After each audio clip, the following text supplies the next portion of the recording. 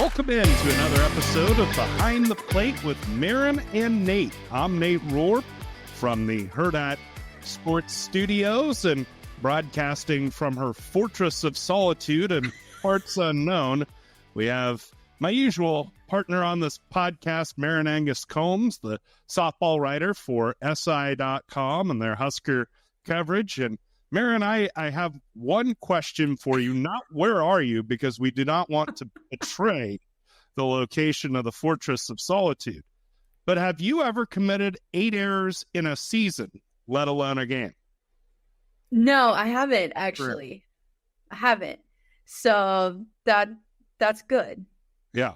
Well, good for you, and unfortunately bad for Illinois, as the Illini really struggled defensively against Nebraska in the 16-6 Husker win in the second game of the conference series that was shortened to 2 games. Nebraska won both games, a run rule on Saturday, and then a dramatic extra inning walk-off win on Friday. First weekend of Big Ten play in the books, the Huskers are 2-0. So we'll break that down. We'll also briefly visit about the game against Omaha as the Mavericks were able to capture a victory against the Huskers at Bowlin Stadium, and then we'll size up the rest of the Big Ten as we chat here right at the end of March. And as we said, the Huskers 2-0 in Big Ten play. The Huskers, one of 4 Big Ten teams to come through the weekend undefeated. Penn State swept Indiana, Northwestern swept Michigan State, and then Michigan swept Purdue, and then, of course, the Huskers with a 2-game sweep of Illinois. Maren, just your first impressions of what you saw from the first weekend of conference play and our first chance to really match up this tightly packed Big Ten conference one against the other. The first thing I saw was snow. Yeah. I saw that too, and too much of it for my liking. That was the first thing that I noticed. And the second thing I noticed was Billy Andrews setting records. And the third thing I noticed was that Nebraska did their job. We talked about last week that they needed to win the series, and they did that. And I was very impressed with the big win, but I think I was more impressed with them coming back in the first game and keeping that game close and eventually walking it off. Yeah, the Huskers won on Friday night 5-4 in 8 innings, and that was a game where the Huskers had a 1-0 lead through the bottom of the first inning. Billy Andrews led off the last of the first with a record-setting 55th career home run, and the game just kind of stuck there until the 6th inning when Sarah Harness, who had pitched pretty well out of the bullpen through 4 innings, ran into a rough patch, leadoff walk, then a 2-run home run. Then she hits Stevie Mead, and Mead eventually came in to score against Kaylin Kitty. Let's back up a little bit, and you mentioned Billy Andrews, and Matt Smith, the media relations director for softball, and I talked about this amongst ourselves in the press box last weekend, that we hope people appreciate, and I'm not sure that they do, what Billy Andrews is and we even talked about this, frankly, last week on the podcast, when you consider the combination of power and speed and just her ability at times to just take over games. Billy Andrews is one of the best players in all of college softball, and what her impact on the season will be, that perception might be a little blunted because of the team's relative struggles to this point.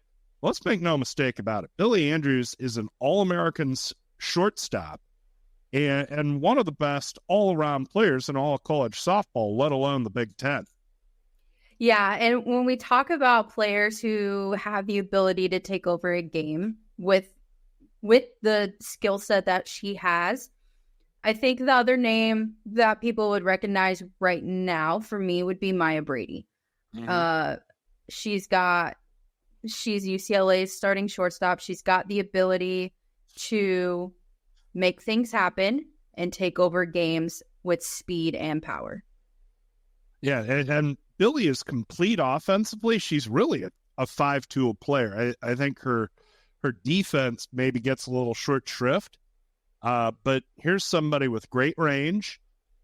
One of the strongest arms I've seen at Nebraska. I think Alicia Armstrong, who is the shortstop on the College World Series team in 13 and 14, the 13 College World Series team, the 14 team that won the regional and lost at Alabama in Supers. She's the standard for strongest arm, and I think she still is. But Billy's close, and I think Billy's release, how quickly she gets rid of the ball, is unmatched. So, defensively, she's complete. Offensively, she can beat you with speed. She can beat you with power. And what's remarkable about her, I mean, you look at her and she looks different than Taylor Edwards. She looks different than Ali Viola. The two kind of peers in the Husker record books, because they were, Taylor Edwards was, a great hitter for average, but she didn't have the speed element that Billy has. So here's a player in Billy Andrews that can beat you anyway, with her glove, with her legs, laying down a bunt, hitting for power, whatever is needed, she can do it. And she's hitting for power to all fields, which is also the impressive thing right now. The last few home runs that she's had have been opposite field. And so when you think about a power hitter, normally you're going to think of someone who is a pull hitter, right? Their power is going to be on that inside corner, anything middle in, but she has power to all fields. And like you said, I don't know if people truly appreciate the type of athlete that she is.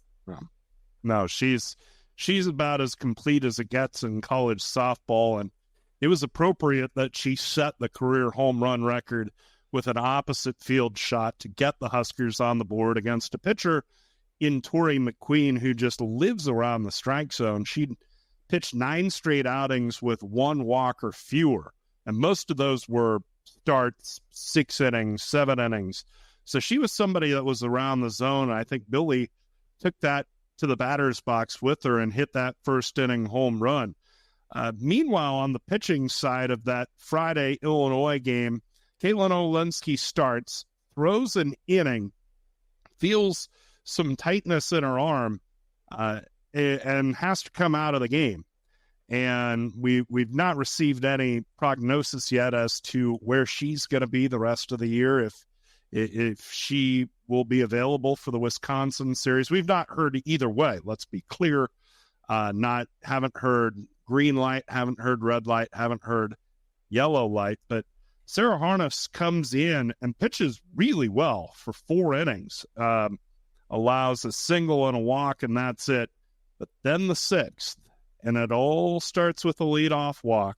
She walks the 9 batters, Serena Starks, and then Kelly Riono, who's having a good year, clocks a 2-run home run to give them the lead. And I don't know what happened there, whether it was Riono's second time seeing her, whether Harness was having difficulty going up and down. I mean, it was a cold night, 42 degrees at first pitch, and it was not any warmer by the 6th inning. But it felt like Harness coming out for that 6th inning had lost a little something, and Illinois was able to jump on it and take the lead right there. Yeah, and when you say 42 degrees, let's be honest, when it's cold, it is hard to get your pitches to work, to make sure everything's good, staying warm. And a lot of these teams have been playing in warmer weather climate. So I know they're cold weather teams, but they've been playing in California. They've been playing in Florida. They've been making sure that they're playing in the warm weather. And so to come out that first weekend and be playing in cold weather, it changes things. I know they practice in it, but that's not a game. Mm-hmm. And go ahead. Oh, sorry. Go ahead. Well, that's an adjustment that I don't know that people give enough recognition to. The idea that, while they practice in this stuff, some, it depends too on how the weather is. I mean, there's plenty of practices that end up inside the indoor training facilities that these teams have. And, again, later in games, the longer you have to go, the longer you have to keep that discipline and that focus in adverse conditions, the more taxing it is. And we saw that, and maybe that was part of it with Harness. And like I said, Riona's a veteran hitter, the hitter that drew the walk. Serena Starks was an all-conference performer, was Conference Player of the Year in the Ivy League. So she's obviously a veteran hitter, and so they were starting to get some information, but that is a degree of difficulty. The elements are a degree of difficulty that these Big Ten teams have to deal with that the Southeastern Conference teams typically don't, that the Pac-12 teams typically don't. And by the way, something that I'm very curious to see how UCLA, Oregon, and Washington, especially UCLA, deal with those issues. So, at any rate, Friday night, 3-1, Illinois has the lead going to the bottom of the sixth. The game stays stuck at 3-1 until the bottom of the seventh, and an important leadoff single by Sammy Bland. And I've been so impressed by what the Huskers have gotten out of Sammy Bland. Here's a freshman that I think is really mature in her offensive approach. Rhonda Revelle has talked about how Sammy has gone to the plate with a plan every at-bat and communicated that plan to her teammates, and then followed that plan and gotten something done. And I just think to have that in your tool bag as a freshman is just huge and is a big step. And it takes some players at the college level a whole year or longer to build that skill. And here Sammy Bland is a little more than halfway through year one, and she's got that. Yeah, it's almost like she gives off this feeling of a veteran presence in a freshman body, right? And I've noticed that throughout the season, and I feel like the deeper into the season we get, the more of that veteran presence comes out. And she's coming up in these clutch situations and delivering, which isn't easy for someone who hasn't been there before. No doubt about it. As Bland led off the bottom of the seventh with the single, Sydney Gray clocks a 2-run home run to tie the game at 3. And, Sid has been very up and down this year. I feel like she's on the up, and maybe going to be more on the upside. I don't know if it was just the tough pitching that Nebraska was facing, that was really getting to her a little bit. It felt like Sydney was really struggling for a couple of points this year. I say that she's twice been Conference Player of the Week, so when it's worked for her, it's worked really well. But she comes up with a big 2-run home run, so the Huskers tie it at 3, send it to extras, and then with 2 outs, Illinois gets a home run from Paige Berkmeyer. Your dog. Someone's yelling at you. Your dog was a big fan of Paige Berkmeyer, apparently. She feels left out. No. But at any rate, home run to make it 4-3. And I'm impressed by how Nebraska fought back again. This is a Husker team that has gotten down, that has faced a tough schedule. Of course, the adversity of this year with all the injuries, their fighting spirit has never wavered. The execution at times has flat out. Just there have been times where they've not played their best ball, but they're putting out the effort, they're focused, they're at least fighting, and we saw that fighting spirit again on Friday night. As they were able to erase that 4-3 deficit in the bottom of the 8th inning with the backs against the wall. Sorry, I just went. My computer lost everything. Sorry. Oh, Well, that's okay. But so anyhow, Friday night, bottom of the 8th inning, Billy Andrews, and we talked about what Billy can do. It would have been tempting, I think, for Billy to try and tie the game by herself, but I think she was intelligent about how she went about that at bat. I don't know if Illinois pitched around her, but they were certainly careful with her and walked her. And then Ava Bredwell came to the plate and ripped a double to center. And, Ava's bat has really come back this year. Last year she had such a big workload when it came to catching basically every inning. I think there were some expectations offensively that I don't know how well she handled. Plus, it's just tough going freshman to sophomore because you go from somebody that they have no data on virtually to somebody who they have film on. And so for the first time in your life, in some cases, people have a scouting report on you and are able to find the holes in your swing. I think Ava dealt with that last year. This year has come back and has had just a terrific year. And I'll admit, I am one of her biggest critics. I'm sorry, Ava, if you're listening. But I have been very impressed with her hitting this year. And I feel like she's hit all throughout the lineup, right? Yep. Like, she's been at the 2 hole. She's been in the bottom. She's been in the middle. And yet she stayed consistent throughout. And I think when you look at a player like her who is able to deliver offensively, sometimes that can make up for things on the other side of the ball. Mm-hmm. Yeah, she's had her difficulties trying to control the walnut running game. She's somebody who's playing through some injuries. And I think her defense isn't the stronger part of her game. It's her offense.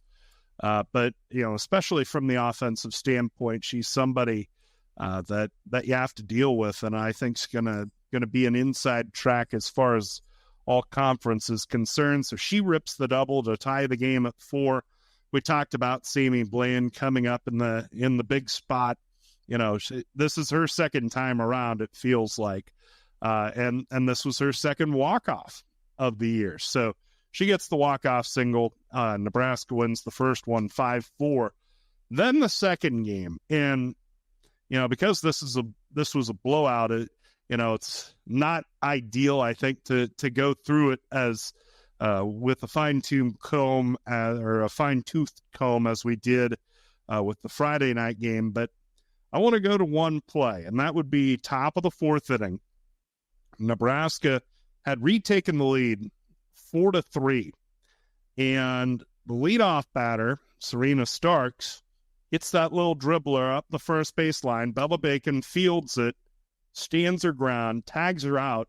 Starks comes up the line aggressively. And, the rules in softball are pretty tight, I would say, about contact initiated by runners.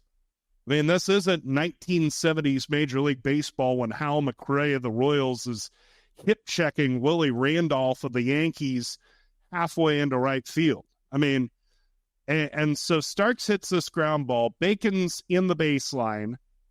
And quite frankly, I'm not sure what Starks was trying to do if she wasn't trying to run into her hard enough to dislodge the ball. So aggressive contact, Starks is first called out and then ejected from the game. Have you had a chance to see that play? I mean, I was not surprised that she was ejected. It might have been a little borderline, but it was also really aggressive contact on a play where she was clearly out. And, it was going to take a miracle for her to be safe. I honestly have seen a few calls, not look the exact same, but there have been calls this year where that contact has gotten someone ejected. And I think it's just kind of protecting the defenseless player, is, I guess, because the defensive player, when they're making the play, they're not going to brace themselves, right? They're going to stand their ground. They're going to hold the tag. Right. And so I think it's more of a protection thing for them. And that it kind of started the whole thing, right? Yeah. Like, that play happens, one of your players gets ejected, the emotions start going, and then when the emotions get the best of you, the floodgates open. Right. And I think it was pretty clear, because there are two ways you can go. If you're Illinois, if you're sitting in that Illinois dugout, you've seen one of yours ejected. And amid a fairly frustrating season for Illinois, they're 12-14 in that moment. They fell, obviously, to 12-15. So you're around 500. It's been frustrating. It's cold. It's been snowy. And one of yours gets thrown out. You can make a choice. You can let that fire you up, or you can accept it and go, well, it's not our day. And they did the latter. I don't think there's any question, because they commit 6 errors in that bottom of the 4th inning. And it started with the outfielder, with the center fielder. She misplayed a single up the middle and played it into a double. But, Canada was already on. And that inning got away from Illinois very quickly, and it felt like a team in collapse. And they even get a break that inning. I mean, with Brooke Andrews lining into that double play, she rips a double play ball to the third baseman. I mean, here's the number 2 hitter. She lines a double play ball. You get 2 outs, and in your head, you should be sitting there going, well, geez, we could dodge a bullet here. We're 1 hitter away. We're 1 out away from getting out of this thing, still 4-3. But then Ava Breadwell comes up. There's the ground ball to the shortstop Ward. She boots it. She throws it wildly. And then the floodgates open. And it was a total meltdown of the Illinois defense. And it was kind of shocking, really. They have a good amount of experience on that team. I mean, Ward's a veteran. Malot's a veteran. Starks, as we mentioned, is in her first year at Illinois, but she played a ton in the Ivy League. Riono, Carroll. I mean, there's experience there, and they should have been able to call upon that experience to settle themselves down. They didn't, and they fell apart. Yeah. And sometimes once that game gets away from you, it's when you have to have that discussion of, and just me from my experience in coaching, right? If that game gets away and you see it happening, you're like, okay, this is what it's going to be. And we're going to have to move on to tomorrow. Yeah. And they did that eventually. I mean, they pulled a couple of their starters from the infield and eventually just pulled back the reins. But it was a complete meltdown. There's just no other way to say it. And for a Nebraska team for whom things have come really difficult, it's felt really hard for this team this year. That was some bad luck getting paid off a little bit, especially second game of a series. You worry they know us. They had seen Kinney. Olensky was down. They had gotten on Harness a little bit the day before in the 6th inning. So to have that sort of meltdown by Illinois in the 4th inning, I think was a real sigh of relief for this team. And, of course, the Huskers cruise from there to a 16-6 win to win the series 2-0. It would have been very interesting, I think, had they been able to play the 3rd game, because by my understanding, Illinois was down to essentially 2 pitchers that they wanted to use. Their 3rd pitcher was apparently hurt. They used Juliana Hooker, in the latter stages of the Saturday blowout. And that was only her second outing of the year. And so my understanding was their pitching staff was only Wiles, and then the pitcher who threw on Friday, the complete game, Tori McQueen, who we mentioned before. Nebraska, conversely, only probably had Kinney and Harness ready to go. I don't think Olinsky could have gone for Nebraska Sunday. Emerson Cope is still battling a back injury. So it would have been really interesting to see what would have happened Sunday, but unfortunately, weather knocked that game out. But, I think this game, or this series, showed the fight that Nebraska has. I think it showed their competitive fire. And I think it also serves as kind of a baseline for the rest of the Big Ten, because while I don't think Illinois is going to be in conference championship contention, at the same time, I think they're about middle of the pack in the Big Ten. And as we look at the RPIs for what those are worth, Nebraska is 60th, Illinois is 61. And in terms of Big Ten teams, Nebraska is 4th, Illinois is 5th. Now, Illinois is above Ohio State, Minnesota, and Michigan right now. I don't think that's going to last. No, I don't see how that's even possible for it to last, but stranger things have happened, I guess. However, for them to be sitting around the same spot after what we saw is actually really surprising. Yeah. I mean, I guess it's only 2 games out of 30-some. And Illinois, has played 27. They fall to 12 and 15 with a loss. But,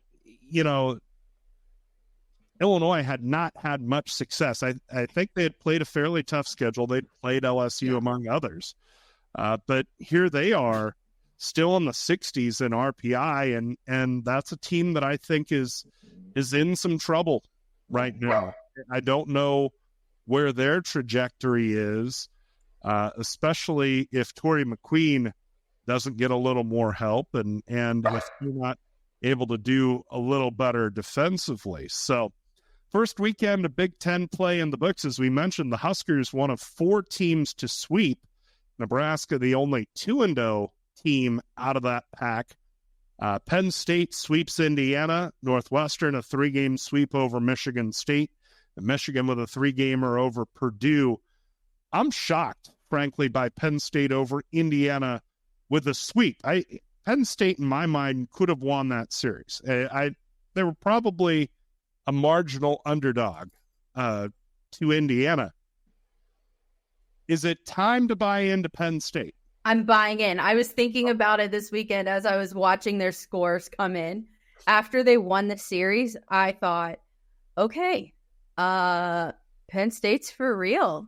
Oh. And once they swept them, I thought, okay, this is a thing. Penn State's a thing this year, and we're going to have to accept it.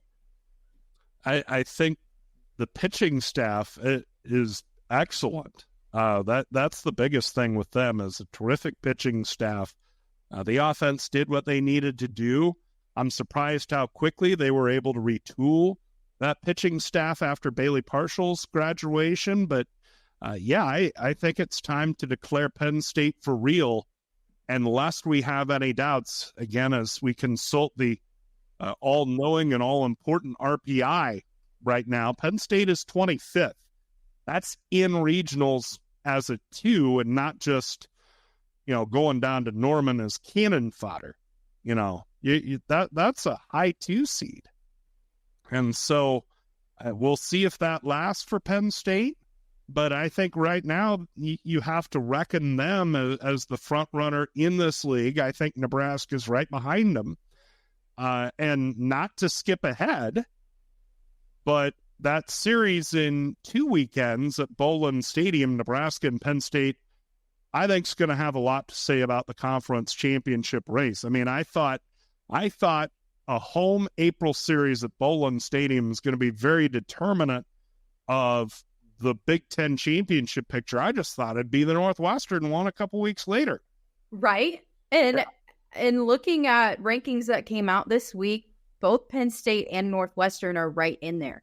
So I thought that the same thing as you, honestly. But with Penn State as high in the RPI as they are, you have to think about they're putting themselves in a position to do things they've never done before. Right. That's the program that doesn't go to regionals often. That may be changing under Clarissa Crowell, but they don't go to regionals often. And as they are positioned right now, I think it's safe to say that they have an inside track on one of the 64 bids to the NCAA tournament. Minnesota, 3-game sweep over Michigan State. Are we surprised? Not even a little bit. No. And Northwest, we talk about Penn State's pitching staff. Northwestern right now leads the conference with a 1.84 ERA, which kind of surprises me. I mean, they have all the graduations from last year. Kristen Miller's an excellent pitcher, the Michigan State transfer, no less. But, she'd even been hit around a little bit this year. It feels like maybe she's found her stride over the last week or so, but I think Northwestern's getting great pitching right now. I think the offense is there. They're middle of the pack, bottom half in terms of offensive numbers in the Big Ten after all the graduation losses on that lineup. But, it's a Northwestern team that maybe has some new parts, but there are some people who were important parts of these conference championship teams the last few years. And now that they're getting their turn, they're drawing confidence and belief, and they're believing, you know what? I'm wearing that purple jersey too. I can do this at that high level also. And I think that makes them really dangerous. And, I kind of poo-pooed the idea of Nebraska Northwestern being a big conference series, but that's going to be a huge series as well at Bowlin at the end of April. So we're going to have two really, really important series in the Big Ten championship picture at Bowlin Stadium in the month of April. And I think looking at the schedule and seeing both of those at home is a blessing in disguise right now. For Penn State in the past, you could play them at home, on the road, didn't matter, right? But now to play them, hopefully the weather will be nice and the fans will pack the stadium, because they're going to need all of that. They're going to need every single person in attendance and more because of how good they are. And the same thing with Northwestern, right? Always going to be a good series with Northwestern, but when you get them at home field advantage is a real thing. And Nebraska doesn't have that many home games left. It's shocking when you think about it. I mean, you have the midweek against Kansas next week, 3 against Penn State the following weekend. You have the doubleheader against Iowa, and then you have 3 against Northwestern, and they're done. That's it as far as home games, which is tough to believe. You talk about home field advantage being an advantage. I want to go back to Nebraska on that a little bit, because the Huskers just got over 500 at home. They're now 7-6 at home. They lost their first 5 games. I think it was a real pressure on this team to play at home in front of an expectant and excited fan base. Yeah, it was a little blunted because of the Jordy Ball injury, but all those people in red, it was, I think, something this team had to work through as they started home play, to have all those people rooting for them and wanting them to succeed and facing very good teams in Wichita State and Missouri, not getting that success. And also, I know the players said that the hype they weren't letting it affect them. But honestly, watching the beginning of the season, you could see they were disappointed. As, with Jordy's injury, with how things were going. And then I think I have to put myself in a player's shoes for this, because when you hear, they're adding on to the stadium, they've sold out season tickets, like this crowd is going to be insane for every home game. And then you get to that home game and it's not what you expected. There's a little bit of disappointment there too. Yeah. Yeah. And so it's kind of a balance there, but I think Nebraska's found their legs in that respect. All right, as we continue our look at the Big Ten, the last conference series that ended in a sweep was Michigan taking 3 from Purdue. That's not surprising, I don't think. But at the same time, Michigan has been so erratic offensively. You wondered, hey, was there a game that they just couldn't find a hit, just couldn't push across a run or two that maybe Purdue couldn't steal? But Michigan took care of business and was able to get the sweep in that one. Yeah, and I think it's going to take a better team than Purdue for Michigan to run into that situation. I think it's gonna take, at this rate, it's gonna take a Penn State or a Northwestern and Ohio State, someone just a little bit better than Purdue for Michigan to face their offensive problems. Wow. And Nebraska gets their shot at them in mid-April. So those were the sweeps. There were a couple of Q1 series that were a little surprising to me, quite frankly. And the first one was Iowa taking 2 of 3 from Nebraska's opponent, Wisconsin. Maybe Iowa should have gotten a little bit of an edge just being at home, but here was a battle of 2 teams right around 500. Neither team had done a whole lot in the non-conference to catch your eye, but maybe I'm going too much on past results here, but I was a little surprised that Iowa won that series. I was very surprised by Maryland taking 2 of 3 from Minnesota, because I think the first month of the year, you could have made a case that Minnesota was the best team in the Big Ten Conference. They seem to have stumbled here over the last 2-3 weeks. I can't put my finger on it, but something's not quite right with the Gophers. And as a result, Maryland was able to capture 2 out of 3 games. Yeah, and I think once again, we when we highlight some of these players from the other schools, like, we do it for a reason, right? Courtney Weish is a huge reason why Maryland was able to take at least a game, right? Like, having that leadership in the circle. Maryland is a veteran team.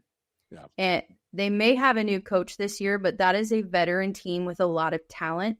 And when they're able to put full games together, that's a very good ball club.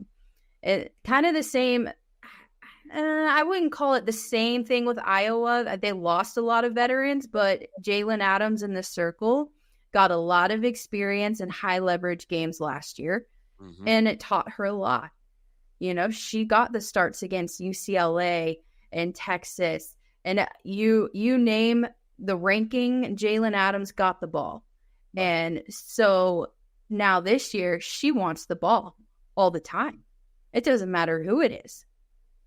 The Hawks have pitched it pretty well this year, an ERA of 2.53, good for 4th in the conference at this point.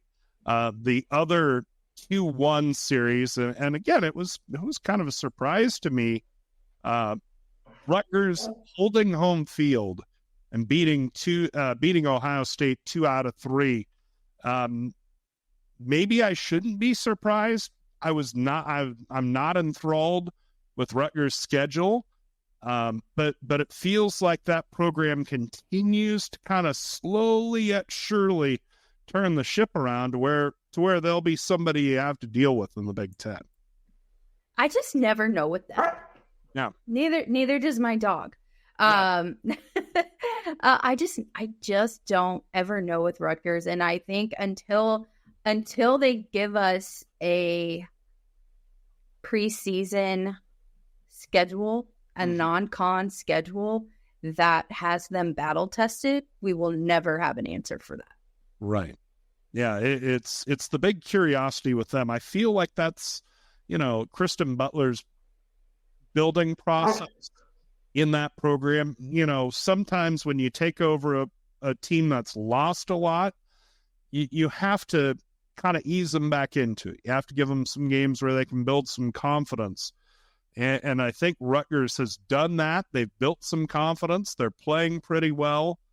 It might be time for the next stage for them to challenge themselves in the non-conference to see how they really stack up, because, I don't know how much juice they're going to get out of playing a non-conference schedule as easy as the one they've played. And also there are some coaches that do a great job of this non-con scheduling, right? You want to make sure that your RPI is high enough. You want to make sure that you're getting wins at the same time, because if you're not winning games, then your confidence is shot by the time you start conference play. If you come in and you won 1, 2, 3, 5 games, you're not going to be your mindset isn't going to be like, oh, we can win any game, because you haven't. Right. There's a reality check there. But if you're coming in like an Omaha, right, that plays a gauntlet of a non-conference schedule, but it finally clicks. You're like, oh, wait, we can do this. We can play with these teams. It turns into magic. I'm glad you brought up Omaha, and the Huskers played the Mavs in the midweek before Illinois, and I just want to briefly touch on them because I like them a lot. I mean, the lineup is solid 1 through 9. Cameron Meyer is Cameron Meyer. She's one of the best pitchers, certainly in mid-major softball and maybe softball period.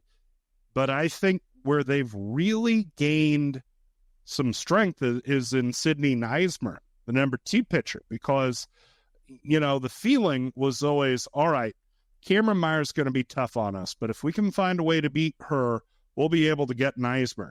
That's not the case right now, as Sydney's pitching really well. If you've got 2 pitchers that are pitching well in regionals that can beat whomever, you got a chance. That was where they struggled last year in regionals. Cam Meyer was the only arm they had that could be effective. Mm-hmm. Yeah, that's right, Ribby. And so now with Neismer, 2 pitchers, they're golden. Yeah. If Neismer can continue to pitch at this high level, there's no reason to believe she can't. But if she does, boy, the team that sees them on the other side on Selection Sunday, and because of their RPI and everything else, the odds are they'll be a 4. But, man, they're going to be a nightmare for somebody. Not sure who, but, man, they're going to be a nightmare for somebody. I suppose they could play themselves into a low 3. Yeah. They could be a 3. I think if they were to be a 4, they would be in a one of the higher seeded regionals, right? They would 16, end up 15, something like that. Yeah, they would end up being somewhere around there, which at that point, what would you rather have? Would you rather be a 3 seed at a 5, 6, 7, or would you rather be a 4 seed at a 14, 15, 16? Boy, I think I would take the latter scenario, because you get Meyer on full rest, first look against the best team. Yeah. And you make them come through the losers bracket where they have to test their pitching depth, and they have to win 4 games in 24 hours, depending upon how the bracket is set up. So I think if I'm Omaha, you can't really arrange this per se, but you'd almost rather be a 4 going to a weaker top-seeded regional than to be a 3, going to a 5, 6, 7 regional where you might have almost as good a chance of winning game 1, but you wouldn't have quite the chance to come through. For what it's worth, the Mavs sitting 62nd in the RPI, I think that would profile as a 4 as a higher 4, but as a 4. So that's how things sit right now. Let's talk about Big Ten RPI as Penn State 25th in the RPI, Northwestern 43, Indiana 45, Nebraska 60, Illinois 61, Ohio State 66, Minnesota 72, Michigan 79. And I think that's about all that's worth mentioning. I probably even went farther than I should have. But, first and foremost, right now, this is a 3-bid league, I think, as things sit with the Huskers on the wrong side of the bubble. Yeah, they're going to have to figure this out in a hurry to turn it around and get on the right side of this number, because the league as a whole isn't doing them any favors this year. Now, the one counterpoint to that is they play Penn State, 25th in the RPI, 3 games. They play Northwestern, 43rd in the RPI, 3 games. They play at Minnesota, at Michigan, at Rutgers. For 10 points, can you give me the lowest Big Ten team in the RPI? Without looking? Yep.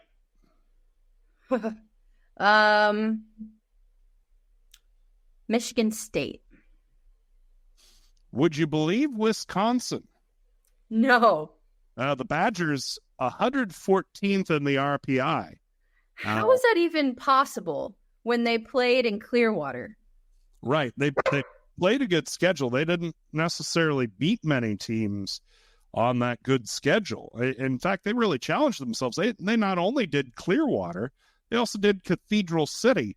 And their lineup, so back-to-back weeks, a sampling for the Badgers. 1-run loss to Georgia, 1-run loss to Kentucky, lost to Oklahoma State, run ruled by Washington, 1-run loss to Mizzou. This is Cathedral City now. Lost to Oklahoma. And then won 1 out of 4 against Utah. So, I mean, this is, like I said, they don't have many wins against a tough schedule, but boy, they've bit off a big piece in terms of Ribby wants a big piece. Ribby is all in it right now. She wants her voice to be heard, clearly.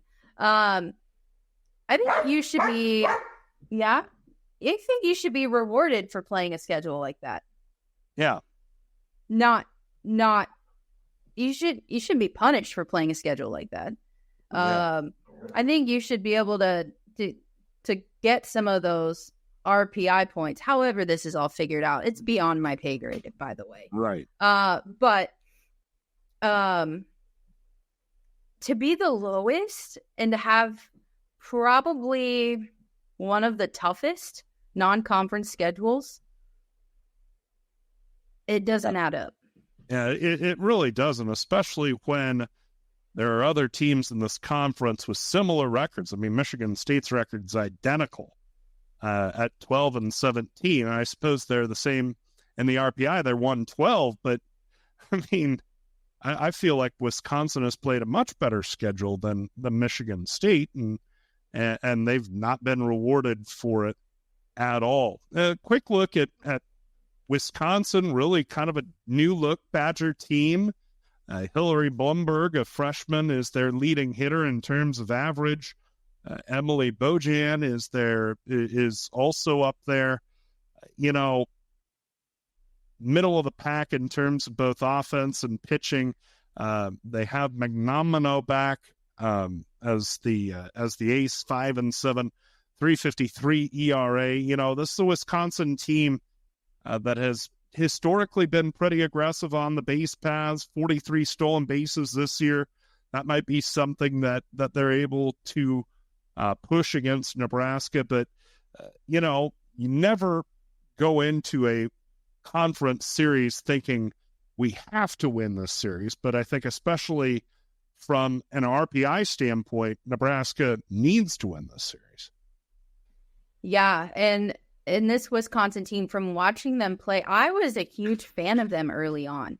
They were staying in those games with Georgia into the very end, right? They were hanging around. They're a pesky team. And I think that, we said last week that Nebraska had to win the series against Illinois. You can't lose a series to a team that's ranked that low in RPI. Right. And expect to make the postseason. Yeah, I think this is a challenging enough series where, and Nebraska historically has struggled at Wisconsin. I mean, there's a landmine here in Madison. I think it's going to be a really tough series for Nebraska. Again, like we said, on paper, it's probably a series Nebraska ought to win, and if they're going to bolster their NCAA hopes, they need to win it. But I think it's going to be really tough for them to capture the win. Very quickly, as we look at the Big Ten schedule for the weekend, Rutgers is at Purdue. I think that's a series that we can expect Rutgers to roll. Maryland is at Penn State. That's a really good series. That's a prove-it series for Maryland.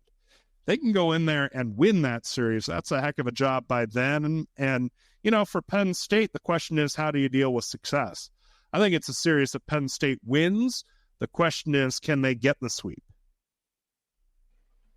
I don't think it's a sweep of a series. I think Penn State will win the series, but I have to see. I see Maryland winning one game. I think they're too good of a team to get swept right now. And I know we're saying Penn State's for real. Let's get on board. Sure. And then I hear this and I'm like, wait a second. Yeah. It's another chance for them to prove it ahead of the Nebraska series. Okay, so Michigan State is at Iowa. I think that's a series Iowa wins. Question is, do they sweep? Minnesota and Illinois, I think, is pretty even. Right now, I would favor Minnesota. I think Minnesota's the better team. But I don't know that they're playing all that well right now, if that makes sense. And especially going on the road, I don't know that I can trust Minnesota to go out and win two from a pretty desperate Illinois team. However, if Illinois does not shake off what happened this weekend, then they're toast. If they commit 8 errors in a game, they're probably not going to win. All right, very quickly, because I know Ribby wants to head out. 2 good series, Michigan and Indiana. I think IU wins 2 out of 3 here. But it's another checkpoint for Michigan to see where they are, because last weekend, like I said, I was a little surprised they swept. I wasn't surprised they won. Ohio State hosts Northwestern. And I mentioned I was disappointed in what Ohio State did last week. And it's another point for Northwestern to prove themselves as legitimate. So those 2 series, I think, are going to be good, very good series. I think pretty important. Yeah, it's this conference is just so even. Yeah, it's hard to say that Penn State is an overwhelming favorite in the conference, and it's hard to say that with a lot of these series that they're going to be more sweeps. It's hard for me to see that happening. Yeah, certainly tough to call, but we'll have another week of data the next time we talk to you as we close it out here on Behind the Plate with Maren and Nate. We thank you for listening, and next week we'll chat about the Huskers' trip out to Wisconsin. Until then, for Maren Angus Combs, I'm Nate Rohr. So long for now.